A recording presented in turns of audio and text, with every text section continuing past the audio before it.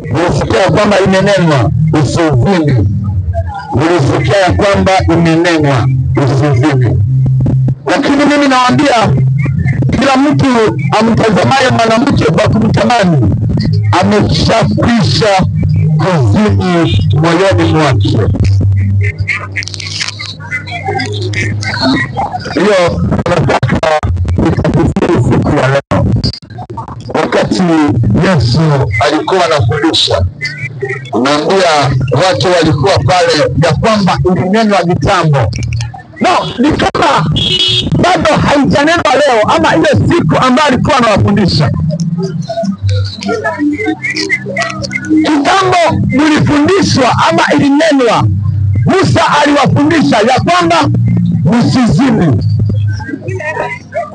Siku moja nilipatana na pasta fulani akasema usharati ni kuwa umelala na mwanamke wa mwingine, lakini akasema kama wewe mwanamke hajaoleka na bado mumeelewana, hiyo haina shida.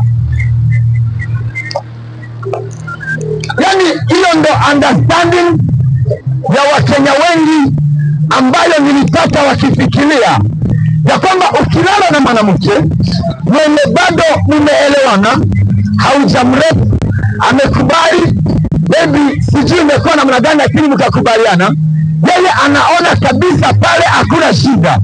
Lakini mimi naona bado hiyo ni usharati. Kwa sababu gani? Huwezi ishi bila mwanamke, ama huwezi ishi bila mwanaume. Bado sex without marriage is a sin. Kwa sababu sio bibi yako. Yaani siku moja mtakosania kitu kadogo na mwachane, na uende bado upatane na mwingine, bado upatane na mwingine. Yaani utapata maisha yako unaigawa kwa watu wengi. Lazima watu tukuwe makini, maana kuna watu ambayo wako na laana za kwao, walitoka kwao wakakuja Nairobi, kuna laana za kwao, na hawa wanaweza kuwa na laana fulani, wengine wakuwa na laana fulani, sio laana ambazo ni the same. Hawa wanaweza kuwa laana.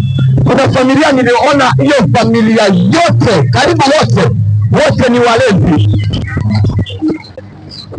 na ukijiunga na hiyo familia, wale ambayo hawajaokoka, ukuwe na mmoja wa msichana wao, hiyo laana ya ulevi itashika familia yako, maana ni spiriti ambayo iko ndani ya hiyo familia, nawe bado umejiunga na wao. Hiyo spiriti ni lazima ione ya kwamba kuna mtu mmoja amejiongeza kwa familia yao.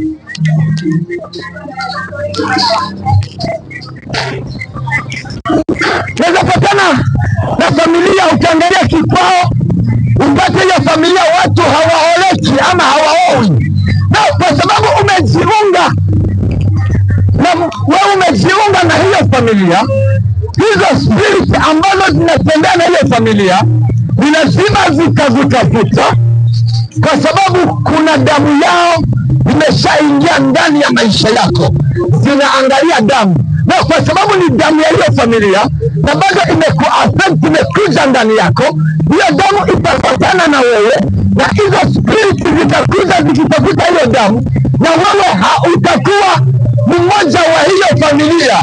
Zile shida ambazo zinashika hiyo familia, wewe bado zitakuwa zimekushika. Utaona uovu ama uoleki, ushindwe shida ni gani. Kumbe kuna msichana ama mwanaume mmoja ulipatana naye, na hukujua ya kwamba alikuambukiza damu ya kikwao.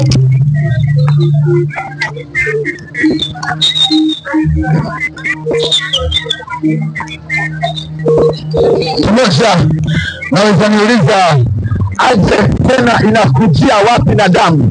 Lakini ni damu. Kwa nini mtoto ukimzaa wakienda kupima DNA wanapata ni wako, wanapima damu wanapata huyo mtoto ni wako? Kwa nini?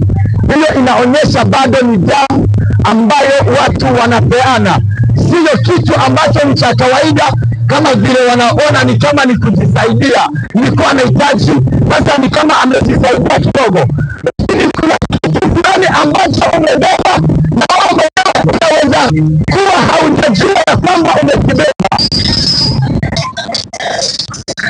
Na wakati Yesu anafundisha, wanaelewa ya kwamba faida ni yetu, siyo ya Mungu peke yake, lakini bado faida ni yetu, ili tusikuja kujipata kwa kamba za shetani na tumefungwa kwa hii maisha ambayo tunaishi.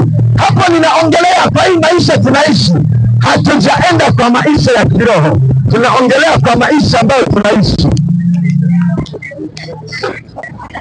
Na watu wengi wanaishi kwa hizo mashida na hawajui kabisa hizo shida zilitoka wapi. Lakini ningependa siku ya leo usikize, baby, unaweza jua hiyo shida ama mashida uko nazo zilitoka wapi. Mwingine anaweza patana na msichana ama mwanaume kwao. Najua hizo ni vitu ambazo zilifanyika kitambo kwa mababu zetu, wale ambao walikuwa hawajamjua Yesu. Ilikuwa lazima watumie miungu zao kwa sababu ya hiyo familia ama mageneration ambazo zitaendelea kukuja after yeye ambayo anaishi hiyo wakati.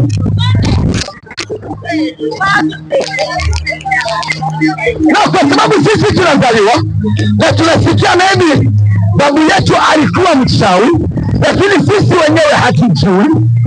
Lakini tunajua alikuwa mchawi, hatujui ya kwamba hizo vitu zilituaffect. Tunaanza kuishi maisha ambayo imeambatana na wazazi wetu.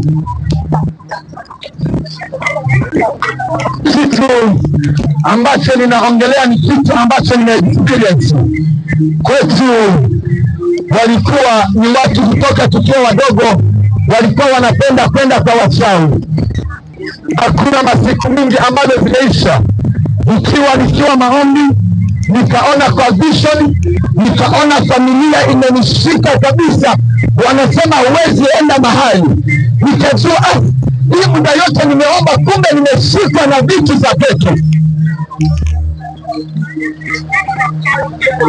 Na bado kama hujajionea na macho, kama hujachukua muda mrefu wa kuwa pamoja na Mungu ndio ule experience, hiyo ni kitu kabisa watu wengi hawatakubali. Lakini kitu ambacho ninawaambia ni kitu mimi nilijionea na macho. Mungu alinifunulia, nikaona bado nimeshikwa. Nikaanza kuomba Mungu, nikamwambia Mungu nifungue, maana bado hata mimi nimeshikwa na hizo nini za familia.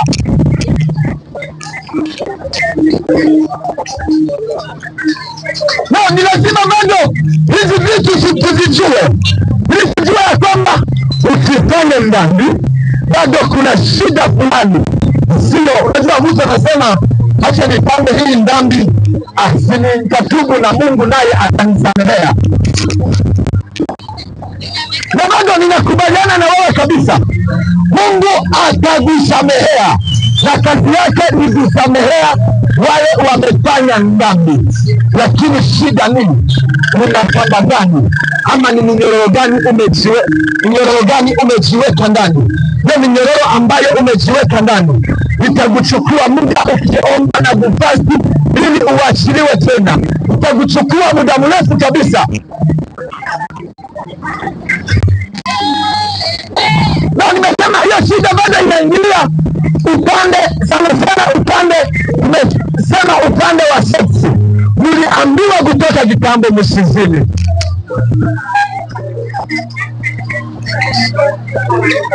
Hiyo sio kitu cha kawaida kama vile watu wanafikiria, kwa sababu damu yako unapeana kwa mwingine. Kuna mtu maybe alilala kwa mfano na watu kwa mfano watu kama 100. No, ningependa nikiishia kwamba kama ulilala na watu 100, jua unatembea na damu ya hao watu wote ndani yako, unatembea na damu ya hao watu wote. Na ningependa nikukumbusha kwamba spiriti za hao watu wote zote zinatafuta maisha yako. Lazima tujue ya kwamba kuna shida, ili ukienda kufanya usifanye kitu ambacho hauelewi, ufanye kitu ambacho unaelewa, ili ukijipata kwa mashida usijue usiseme hizi shida sasa zilitoka wapi, lakini upate kujua, maana kila kitu kiko na cause, kiko na kingine ambacho kinazaa. Mshahara wa dhambi ni mauti. Nitapeana mfano ambayo inaeleweka. Maybe umeenda kulala na mtu ambayo akona virus ya ukimwi, alafu amekuambukisha. Umelala na yeye, amekuambukisha, umetembea na hiyo virus ndani yako. Sasa na kwa sababu wewe maybe unasema ni Mkristo, utaona ya kwamba umefanya vibaya, ama hata spirit ndani yako atakuonyesha kwamba umefanya kazi mbaya. Utaenda mahali upige magoti na unyenyekee, umlilie Mungu na atakusamehea, lakini virus ya ukimwi haitatoka ndani yako. Hiyo bado inaweza kuua. Kuna uwezekano ya kwamba hiyo inaweza kuua, lakini Mungu yeye hana shida, amekusamehea, umesamehewa kabisa. Lakini virus ambayo umepata kupitia kwa ile ndani umefanya, itatembea na wewe mpaka ikuue, na bado itakuletea shida hapa duniani. Utashinda kwa madawa, usikosa kwenda kidogo kwa madawa, hizo ugonjwa zingine zimeingilia, na hiyo virus inakula maaskari wa mwili, itakuletea shida ukiwa hapa duniani. Na ni kitu tu ulifanya siku moja, na utaifanya dakika 5 ukawa umemaliza. Unaelewa ya kwamba itakuletea shida mpaka na mbinguni utaenda wakati utakufa, kwa sababu utakuwa umetubu. Lakini hapa duniani bado utaendelea na mashida. Bado nitapeana ingine example ambayo inaeleweka kabisa. Wakati umelala na mwanaume ama na msichana achukue mimba kwa sababu amelala na huyo mwanaume, aelewa ya kwamba amefanya makosa kwa Mungu. Ataenda na ataomba msamaha, na Mungu ni mwenye msamaha, atamsamehea na akamsamehea kabisa. Amwambie nimekusamehea, kuanzia leo tena wewe ni mwanangu. Lakini Mungu hatatoa hiyo mimba.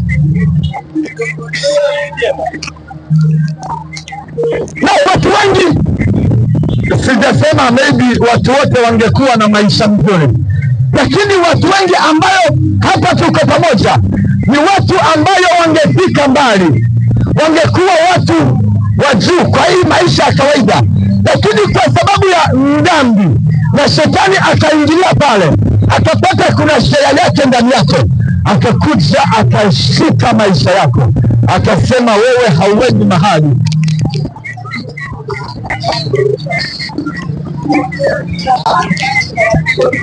Na bado ndio unaona maybe uko hivyo vile ulivyo, najaribu kung'ang'ana usiku na mchana, lakini hakuna kitu kinaenda.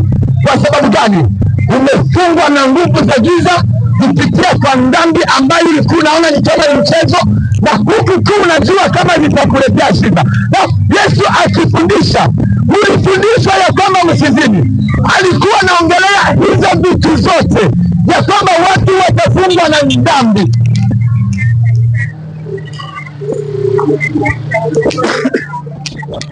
Na bado wakati umefanya dhambi, tulisema ya kwamba kuna kitu kiko pale, ya kwamba ya spiriti ya Mungu, kwa sababu simwamini Yesu, huwa zinaingana zimeshikana, mnakuwa kitu moja. Hiyo ndo harusi ambayo tuliongelea. Na wakati umefanya dhambi, spiriti anaachilia spiriti yako. Spiriti wa Mungu anaachilia spiriti yako. Wakati spiriti wa Mungu ameachilia, sasa spiriti yako iko kindako. Hiyo ndio kifo ya roho ambayo tuliongelea. Now bado uwa umekufa.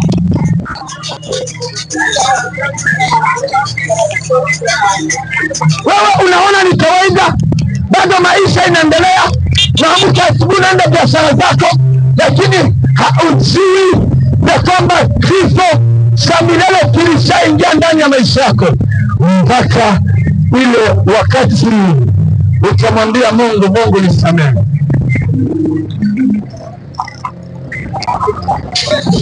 Na ningependa bado tuipanue kidogo, tuone tena ni nini alisema ya kwamba yoyote ambaye atatamani mwanamke naye atakuwa amezini. Najua hiyo ndo watu wanaona, hawaoni nyingine. Hiyo ndo wanaona kabisa, hakuna nyingine wanaona. Na kwa sababu ya hiyo ndo wanaona, wanachukua muda, wanaenda wanaomba msamaha. Kwa mfano, wengine wanaenda kwa pasta ama kwa mbisti, wanamwambia mimi nilifanya usharati, naomba Mungu anisamehe. Naye anakwambia nilitoa ndani cho mdogo, ningemwambia dhambi ambayo nilifanya. Yeye anakushuna kwa kichwa, alafu akwambie enda na umesamehewa. No, kwa sababu amesema umesamehewa, unaenda na confidence ya kwamba wewe umesamehewa dhambi zako. Heji haujasamehewa, kwa sababu sio hukumu umesikia ndani wako, nao ukaanza kulilia Mungu ndani ya moyo wako na kumwambia akusamehe.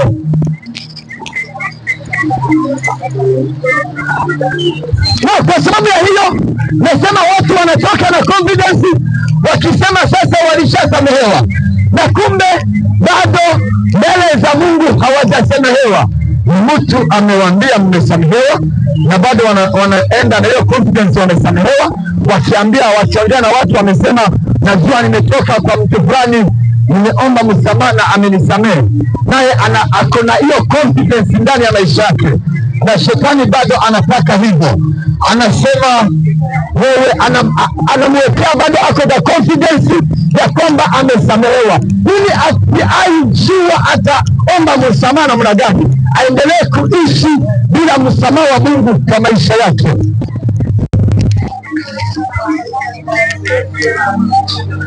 No, hiyo bado nimesema ni upotevu, kwa sababu watu wanafikiria wamesamehewa na bado hawajasamehewa na Mungu, lakini wamesamehewa na binadamu.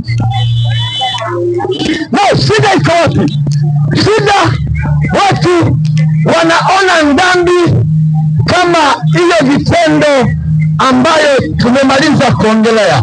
Hawaoni dhambi kama virus ambayo inaishi ndani yao. Ningependa hapo kila mmoja anadisikiza asikize vizuri, kwa sababu hapo ndio kutakuwa na main point ya fundisho la leo. Hapo ambapo ninaingia, mahali nimeingia kuko sawa, na watu wasifanye usharati, maana hiyo bado ni dhambi kwa Mungu. Lakini kuna kitu ambacho nataka kufundisha hapa, maana Yesu alisema vitu mbili. Mlifundisha kwamba msizini, lakini mimi nawaambia, yani kile ambacho cha kuzini ndio hicho bado anataka kupanua na kujifundisha, na hicho bado ndo nataka kupanua ili tuone Yesu alikuwa anataka kufundisha nini, ama alikuwa anataka kuongelea nini. Sikiza vizuri. No, dhambi sio kile ambacho tunatenda, lakini dhambi ni kile ambacho kinaishi ndani yetu. Nitapeana mfano, ni kama mti ambayo iko na mizizi huko chini. na mizizi kabisa haionekani, lakini kutokana na hiyo mizizi vile inaishi huko ndani, hiyo mizizi ikipata maji vizuri, uko chini kukikuwa na ground vizuri, ile mti upande wa juu itakuwa sawa kabisa, itakuwa green vile inafaa.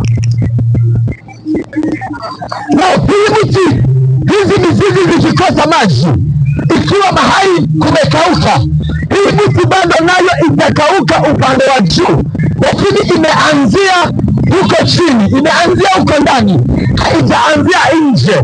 Iwezi anza na kukauka na nje alafu ianze kukauka na ndani, inaanza kukauka na ndani alafu inakauka na nje. Na dhambi bado ni hivyo. Dhambi ni virus ambayo inaishi ndani yetu. Mtu anaweza jiambia, kwa nini kila wakati najipata kwa hii dhambi? Unajaribu kujiforce ili uone kama hiyo dhambi inaweza achilia maisha yako. Kama sijaelewa vitu kama hizi, nilikuwa najipata wakati mwingine nadanganya mtu, alafu tukienda kwa mtu mwenye alijitrain, alikuwa ananiambia, kwa nini kila wakati wewe ni mwongo? Alafu siku moja nikaamua nikasema, kwa sababu hao watu tunapatana nje, nataka nijifungie kwa nyumba, ni make sure sijapatana na mtu yoyote ili nimdanganye. Na sikujua ya kwamba chenye kinasababisha nidanganye ni kitu ambacho kinaishi ndani yangu. Na ukienda kutubu, natubu ile uongo nimeambia mtu, lakini situbu kile ambacho kiko ndani yangu.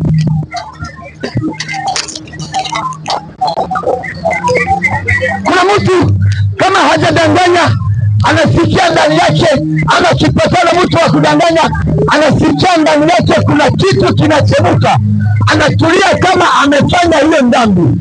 Listen, shida sio ile vitendo ambayo unafanya. Shida ni kile ambacho, ni hiyo virus ya dhambi ambayo inaishi ndani yako. Ninasema kwanza udili na hiyo virus ambayo inaishi ndani yako. Maana hapa amesema mlifundishwa msizini, lakini hata ukitamani, hiyo kutamani ndio virus ambayo inaishi ndani yetu. Naweza ona mtu anafanya usharati na watu wote wanamuona, anafuata wasichana ama wasichana wanafuata wanaume, lakini yeye hajui ya kwamba nilianzia ndani. Ni kitu ambacho hawezi jikelea yeye mwenyewe, ni kitu hakiwezekani kuacha kwa yeye mwenyewe. Nilipeana mfano kwa mtu ambayo alikuwa mlevi. Ulevi utakuwa mingi kwake, akajiambia hii ulevi mimi kuanzia leo nimeacha. Yeye akasema ameacha, akaacha siku moja, wiki moja, mwezi moja, mwaka moja. Lakini mimi wakati tulipatana, nilimwambia neno moja, nilimwambia ni shetani amekupatia ribu, sio ya kwamba umeacha pombe. Niliisha mwaka, ribu yake ilikuwa mwaka moja. Wakati liisha hiyo mwaka, na akaanza kukunywa pombe. Wakati alikuwa anakunywa, akaambia wenzake, roho yangu inakani kama ilikuwa imekauka. Na ilikuwa imekauka kwa nini? Kwa sababu ako na virus ya ulevi ndani ya maisha yake. Huyu mtu kama hajampokea Yesu, muniamini, huyu mtu kama hajampokea Yesu, hiyo kitu haiwezi isha kwa maisha yake.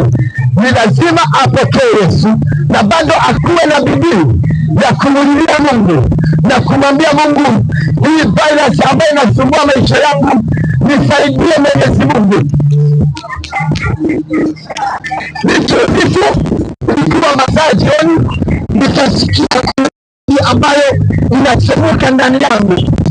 Nikaanza kumwambia Mungu, fungua maisha yangu. Kwa nini nasikia hivi? Saidia maisha yangu Mwenyezi Mungu.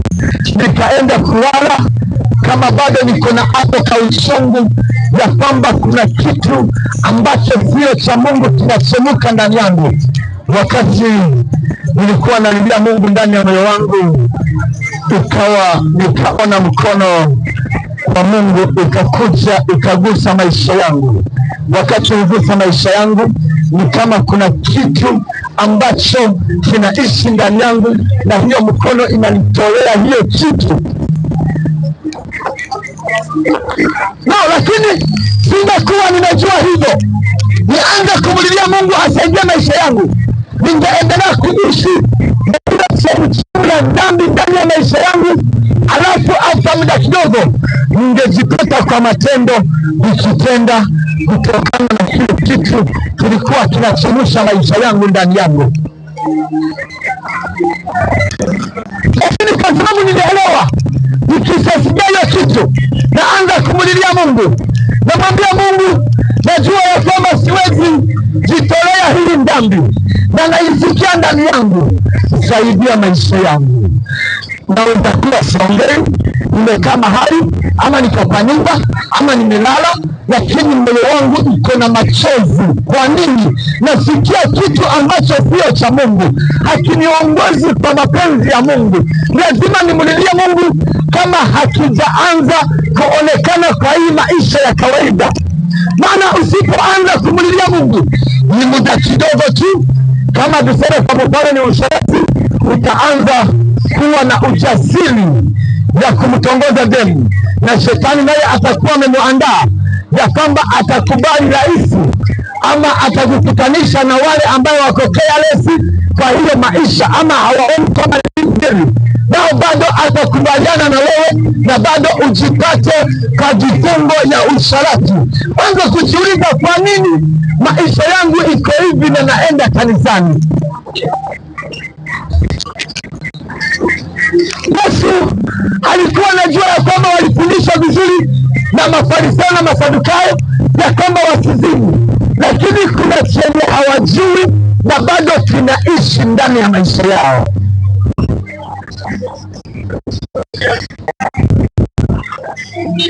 Mmoja anaweza sema, ni nani sasa kwa hiyo ataenda mbinguni?